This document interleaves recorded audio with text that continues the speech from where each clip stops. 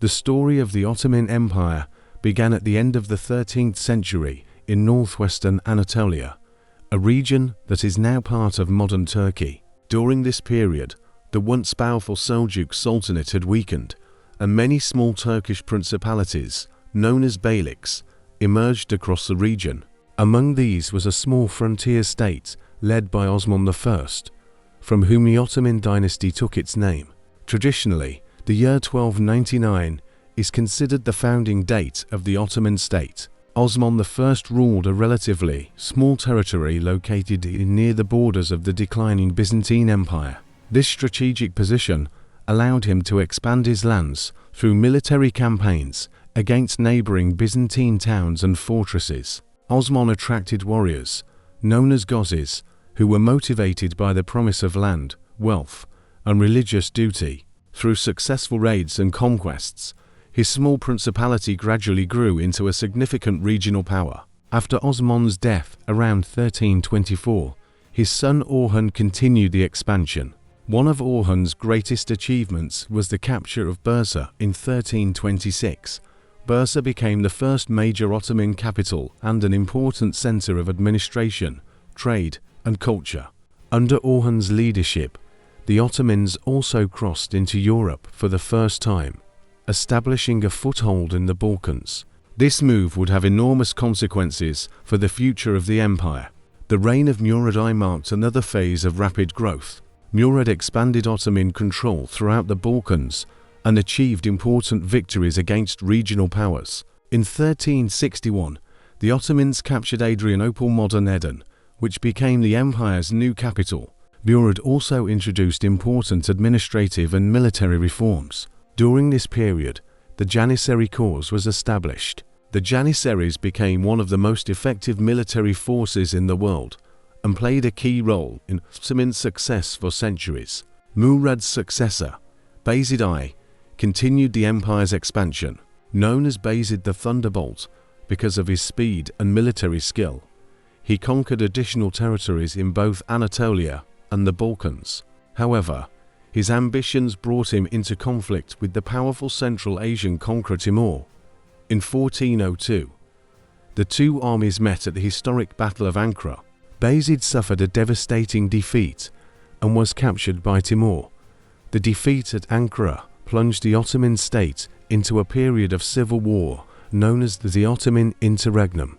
Bayezid's sons fought among themselves for control of the throne, and for a time it seemed that the Ottoman state might collapse entirely. However, after years of struggle, Mehmed I reunited the empire and restored stability. His successor, Murad II, strengthened Ottoman authority and defeated several European coalitions that attempted to push the Turks out of the Balkans. By the middle of the 15th century, the Ottoman state had recovered from its earlier crisis and emerged stronger than ever. When Mehmed II came to power in 1451, he inherited a disciplined army, a stable government, and a rapidly growing empire.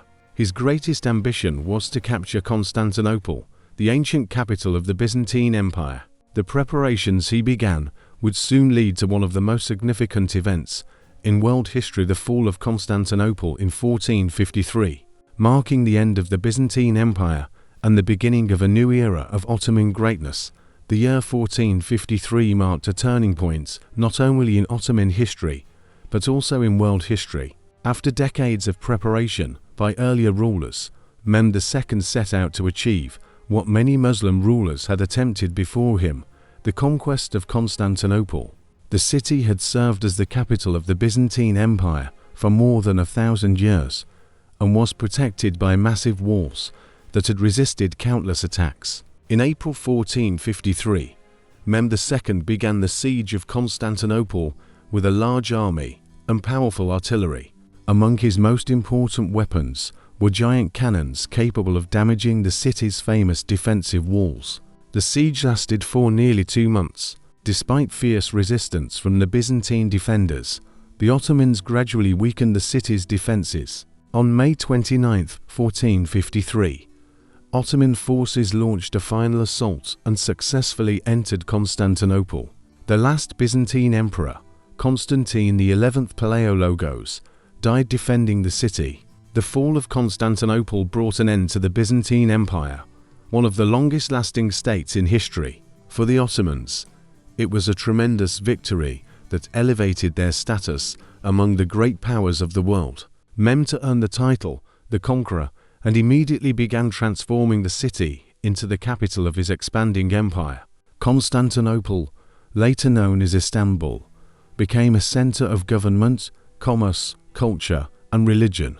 Mehmed II understood that a great capital required a large and diverse population. He encouraged people from different ethnic and religious backgrounds to settle in the city. Muslims, Christians, and Jews were allowed to live and work there, helping to revive trade and economic activity. New mosques, markets, schools, and public buildings were constructed, turning the city into one of the most important urban centers of the world. Following the conquest, Mehmed continued his military campaigns. He expanded Ottoman control across the Balkans, capturing Serbia, Bosnia, and other territories. He also strengthened Ottoman authority in Anatolia by bringing many Turkish principalities under his rule. In addition, Ottoman naval power grew significantly, allowing the empire to challenge rival states in the Mediterranean and Black Sea regions. After Mehmed's death in 1481, his son Bayezid II inherited the throne.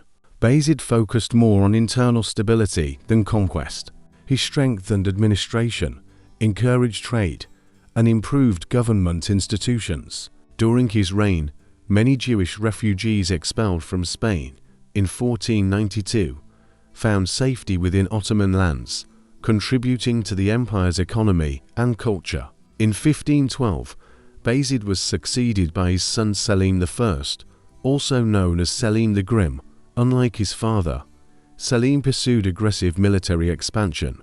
He defeated the Safavid Empire of Persia at the Battle of Chaldiran, securing eastern Anatolia and demonstrating the superiority of Ottoman firearms. Selim then turned south toward the powerful Mamluk Sultanate. In a series of successful campaigns between 1516 and 1517, he conquered Syria, Palestine, Egypt, and the Arabian Peninsula's holy cities of Mecca and Medina. These victories dramatically expanded Ottoman territory and wealth. The empire gained control of major trade routes connecting Asia, Africa, and Europe. By 1520, the Ottoman Empire had become one of the largest and most powerful states in the world. It stretched across 3 continents and controlled strategic cities, ports, and trade networks. The conquest of Constantinople and the expansion under Mehmed II, Bayezid II, and Selim I laid the foundation for an even greater era. As Selim died in 1520, his son, Suleiman the Magnificent, prepared to lead the empire into its golden age, a period of extraordinary military success, cultural achievement, and political power. The period between 1520 and 1566 is often regarded as the golden age of the Ottoman Empire. During these years, the empire reached the height of its political power, military strength, economic prosperity, and cultural achievement under the leadership of Suleiman the Magnificent. Known in the Islamic world as Suleiman the Lawgiver, he's remembered as one of the greatest rulers in history. When Suleiman inherited the throne in 1520 following the death of his father, Selim I, the Ottoman Empire was already a major world power. However, Suleiman sought to expand its borders even further. Early in his reign, he captured the important city of Belgrade in 1521, securing Ottoman control over key routes into Central Europe. The following year, he conquered the island of Rhodes from the Knights Hospitaller, strengthening Ottoman dominance in the eastern Mediterranean. One of Suleiman's greatest military victories came in 1526 at the Battle of Mohacs. The Ottoman army decisively defeated the Kingdom of Hungary, killing King Louis II and effectively destroying Hungarian independence. This victory opened much of Central Europe to Ottoman influence and established the empire as a major threat to European powers. In 1529, Suleiman led his forces to the gates of Vienna. Although the siege ultimately failed, it demonstrated the immense reach of Ottoman military power. Throughout his reign, the empire remained engaged in conflicts with the Habsburg monarchy in Europe and the Safavid Empire in the east. Despite these challenges, Suleiman successfully expanded Ottoman territory across the Balkans, Hungary, North Africa, and the Middle East. The Ottoman navy also became one of the strongest naval forces in the world. Under famous admirals such as Hayreddin Barbarossa, the empire gained control of much of the Mediterranean Sea. Ottoman fleets defeated rival European powers and protected valuable trade routes connecting Europe, Asia, and Africa. Beyond military achievements, Suleiman's reign was marked by significant legal and administrative reforms. He reorganized the empire's laws, ensuring greater consistency and fairness in governance. These reforms strengthened the state's institutions and helped maintain order across its vast territories. Because of these achievements, many Ottoman subjects remembered him as a wise and just ruler. The empire also experienced remarkable economic growth. Its strategic location allowed it to control major trade routes between east and west. Merchants from different cultures and religions conducted business in Ottoman cities, bringing wealth and prosperity. Markets flourished, and cities such as Istanbul became global centers of commerce. Cultural and artistic achievements reached new heights during this era. Ottoman architecture, literature, calligraphy, and science all flourished.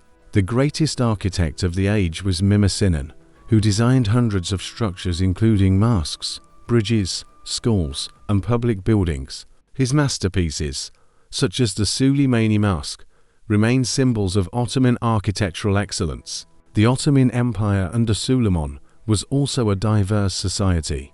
Muslims, Christians, and Jews lived throughout the empire under a system that allowed religious communities to manage many of their own affairs.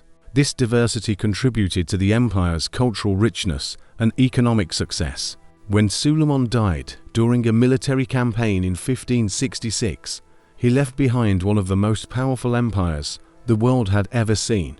The Ottoman Empire stretched across 3 continents, controlled major trade routes, and possessed a formidable army and navy. His reign represented the peak of Ottoman power and prestige.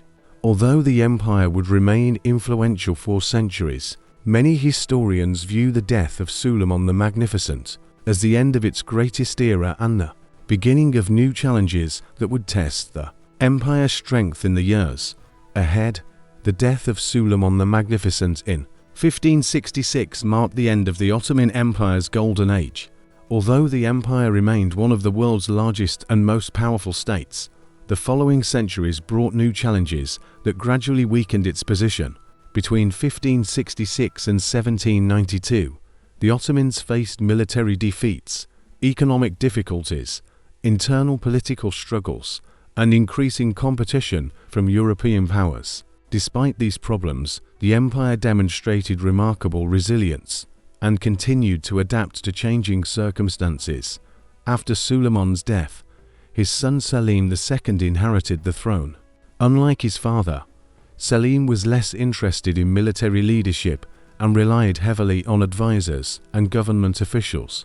While the empire remained strong, many historians view this period as the beginning of a gradual decline in the authority of the sultans. One major challenge came from the changing balance of power in Europe. European states were improving their military technology, expanding overseas trade, and growing wealthier through colonial empires. Meanwhile, the Ottomans struggled to keep pace with these developments. The empire's traditional military system, once highly effective, became less efficient as warfare evolved.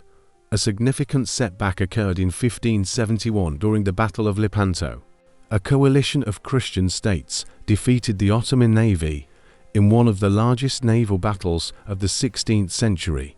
Although the Ottomans quickly rebuilt their fleet, the battle demonstrated that their dominance of the Mediterranean could be challenged. Throughout the 17th century, the empire fought numerous wars against powerful rivals, including the Habsburg monarchy, Russia, and the Safavid Empire. These conflicts placed enormous strain on the empire's finances and military resources. One of the most important events of the period was the Second Ottoman Siege of Vienna in 1683. The Ottomans hoped to expand further into Central Europe, but the siege ended in a major defeat. The failure at Vienna marked a turning point in Ottoman-European relations. For the first time, the empire was clearly on the defensive against its European rivals. Following the defeat, the Ottomans suffered additional losses in the Great Turkish War. The war ended with the Treaty of Karlowitz, which forced the empire to surrender large territories in Hungary and other parts of Europe. This treaty is often considered the beginning of a long period of territorial contraction. Internally, the empire faced political instability. Some sultans were weak rulers, while palace factions and court politics increasingly influenced government decisions. The powerful Janissary corps, once the backbone of Ottoman military success, became resistant to reform and often interfered in politics. Corruption and inefficiency also affected parts of the administration. Economic problems further weakened the empire. The discovery of new sea routes by European explorers reduced the importance of traditional overland trade routes controlled by the Ottomans. Inflation, rising military costs, and declining government revenues created financial difficulties. At the same time, European manufactured goods increasingly entered Ottoman markets, challenging local industries. Despite these challenges, the empire remained a major power. Ottoman leaders introduced reforms aimed at modernizing the military and improving administration. New diplomatic relations with European states helped the empire learn from Western technological and political developments. Cultural life also continued to flourish, with advances in literature, architecture, and education dotted by the late 18th century. The rise of Russia posed a particularly serious threat. Several wars ended in Ottoman defeats and territorial losses around the Black Sea. The Treaty of Yassi confirmed Russian gains and highlighted the empire's growing military weakness. By 1792, the Ottoman Empire remained vast and influential, but it was no longer the dominant force it had been under Suleiman. The challenges of the previous 2 centuries revealed the need for major reforms. These pressures would lead future sultans to attempt ambitious modernization programs as they struggled to preserve the empire in an increasingly competitive world. The next period would focus on reform, nationalism, and the long decline that eventually led to the empire's collapse. By the end of the 18th century, the Ottoman Empire faced serious challenges. Military defeats, economic difficulties, and the growing power of European states had weakened the empire. Although it still controlled vast territories across Europe, Asia, and Africa, many leaders recognized that major reforms were necessary if the empire was to survive. The period from 1792 to 1914 was marked by ambitious modernization efforts, rising nationalist movements, and increasing foreign intervention, all of which transformed the Ottoman state. One of the first rulers to pursue significant reforms was Selim III. He understood that the Ottoman military was falling behind European armies and attempted to create a modern fighting force trained along European lines. However, these reforms faced strong opposition, especially from the powerful Janissaries, who feared losing their privileges. In 1807, Selim III was overthrown, demonstrating how difficult reform would be. The most important early reformer was Mahmud II, who ruled from 1808 to 1839. Mahmud believed that modernization was essential for the empire's survival. In 1826, he destroyed the Janissary corps in an event known as the Auspicious Incident. This allowed him to reorganize the army, strengthen central authority, and reduce the influence of conservative groups that opposed change. During Mahmud's reign, the empire also faced growing nationalist movements, inspired by the ideas of nationalism spreading across Europe. Many ethnic groups sought independence from Ottoman rule. One of the most significant uprisings occurred in Greece. The Greek War of Independence eventually led to the creation of an independent Greek state. This was a major blow to Ottoman prestige and encouraged other nationalist movements. After Mahmud II's death, his successors launched a series of reforms known as the Tanzimat, meaning reorganization. Beginning in 1839, the Tanzimat reforms aimed to modernize government institutions, improve education, reform the legal system, and create greater equality among the empire's diverse populations. New schools, courts, ministries, and communication systems were established. Railways and telegraph lines improved transportation and administration across the empire. Despite these efforts, the Ottoman Empire continued to face external pressures. European powers such as Russia, France, and United Kingdom increasingly interfered in Ottoman affairs. Many European governments justified their involvement by claiming to protect Christian minorities living within the empire. In reality, strategic and economic interests often motivated their actions. The empire's financial situation also deteriorated. Modernization projects required large amounts of money, leading the government to borrow heavily from European banks. By the late 19th century, the Ottoman state was deeply in debt and increasingly dependent on foreign creditors. Because of its weakening condition, European politicians began referring to the empire as the sick man of Europe. Nationalism continued to spread throughout the Balkans. Serbia, Romania, Montenegro, and Bulgaria gradually gained independence or greater autonomy. The Russo-Turkish War of 1877 to 1878 ended in a major Ottoman defeat and further territorial losses. The resulting Congress of Berlin to the political map of southeastern Europe and reduced Ottoman influence in the region.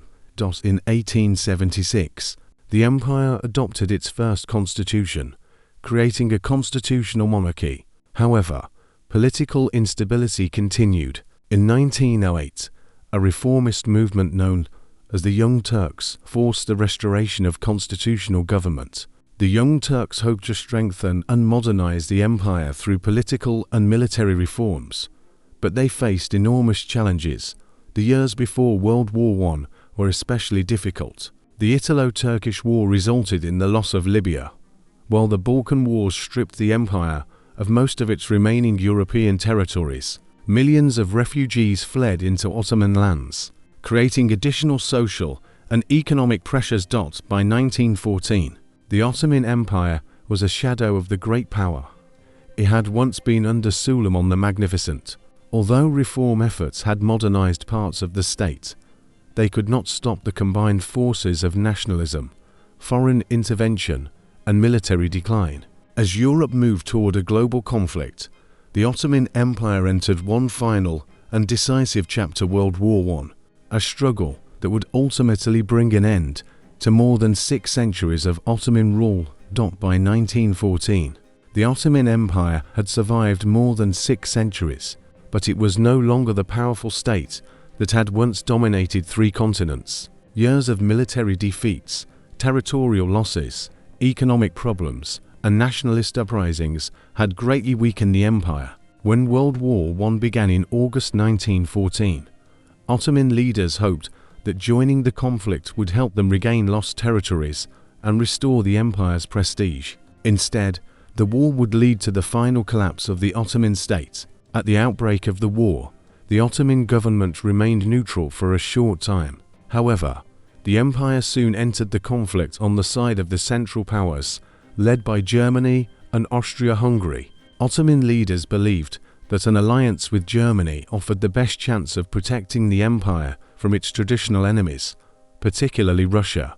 The war quickly spread across Ottoman territories. One of the most famous campaigns occurred at the Gallipoli Campaign. Allied forces, primarily from United Kingdom, France, Australia, and New Zealand, attempted to capture the Dardanelles Strait and seize Istanbul. Ottoman forces successfully defended the region, inflicting heavy losses on the invaders. The campaign elevated the reputation of a talented Ottoman commander named Mustafa Kemal Ataturk, who would later play a crucial role in Turkish history. Despite success at Gallipoli, the empire struggled on other fronts. In the Caucasus, Ottoman forces suffered major defeats against Russia. In the Middle East, British-led armies advanced through Mesopotamia, Palestine, and Arabia. The Arab revolt further weakened Ottoman control over its Arab provinces. Supported by the British, Arab nationalist forces fought to establish independent Arab states. As the war continued, the empire's economy deteriorated. Food shortages, inflation, disease, and military losses placed enormous strain on the population. Millions of civilians suffered from hunger and hardship. By 1918, the Central Powers were collapsing across Europe, and the Ottoman Empire faced inevitable defeat. In October 1918, the Ottoman government signed the Armistice of Mudros, ending its involvement in the war. Soon afterward, Allied forces occupied key Ottoman territories, including parts of Istanbul. The victorious powers planned to divide much of the empire among themselves through the proposed Treaty of Sevres. The treaty would have reduced the empire to a small state and placed large areas under foreign control. Many Turks rejected these terms.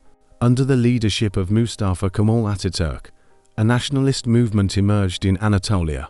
Beginning in 1919, the Turkish national movement launched the Turkish War of Independence against occupying forces and the weakened Ottoman government.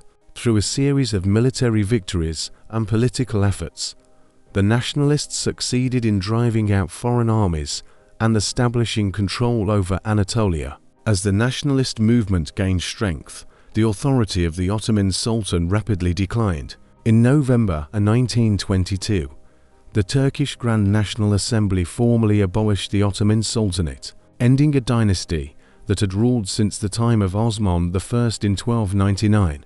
The last Sultan, Mehmed VI, left Istanbul and went into exile. The abolition of the Sultanate marked the official end of the Ottoman Empire to more than 620 years of history. In 1923, the Republic of Turkey was established under the leadership of Mustafa Kemal Ataturk, ushering in a new era of modernization and national sovereignty.